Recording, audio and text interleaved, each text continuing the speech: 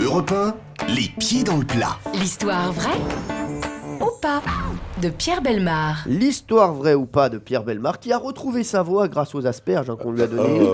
Oui, enfin, pas tout à fait. quand même. Ça va mieux. Très élégant, ça va mieux. Ça va mieux, je vous le dis. Géraldine Nakache, écoutez bien l'histoire de Pierre Bellemare. Est-ce que cette histoire est vraie ou fausse? Pierre, on vous écoute. Alors, l'histoire s'intitule Denier du culte. Non, ne faites pas de jeu de mots, ce serait très de mauvais goût. Bon. La respectable et très scientifique revue médicale European Respiratory Journal, destinée aux pneumologues, lance un cri d'alerte. Les catholiques pratiquants risquent 20 fois plus que les autres de développer un cancer du poumon. Une prophétie maléfique enfouie dans un grimoire serait-elle en train de se réaliser?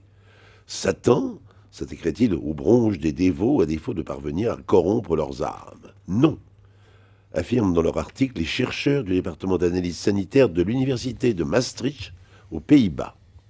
Le danger vient des prêtres qui assassinent lentement leurs ouailles en toute innocence.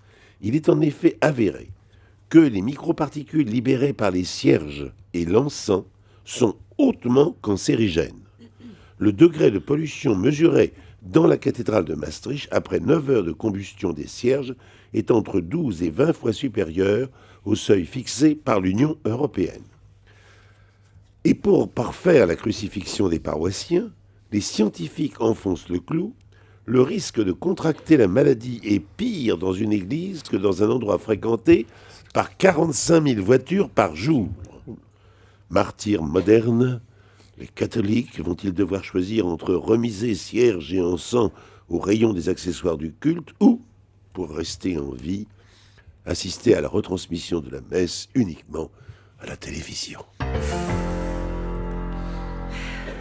J'aime bien l'histoire en tout cas. Non mais c'est vrai. Oui, mais il ose tout quand même, Pierre Bellemare. Il a quand même dit ils enfoncent le clou pour des catholiques. C'est Ouais, c'est plutôt malvenu. Écoutez, Pierre, ça va. C'est drôle. Pierre Bellemare ose tout et il a le droit. Alors, Laurent Guimier, est-ce qu'on croit à cette histoire? Non, j'y crois pas parce que autant l'encens, on peut se dire que ça peut avoir des vertus maléfiques pour les bronches, mais enfin l'encensoir, c'est plus quelque chose qu'on manipule énormément dans les églises aujourd'hui.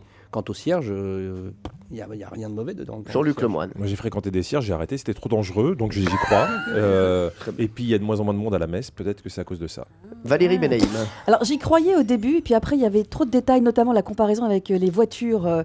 Oui. Donc là c'était trop. Là c'était trop. Et Géraldine Nakache. Non, j'ai pas envie d'y croire. D'accord. Elle n'a pas envie de croire Non, j'ai pas à envie de l'histoire de croire. Pierre Bellemare. Pierre, donc cette histoire, personne n'y croyait autour de la table. Non. Dans le public, personne n'y croit.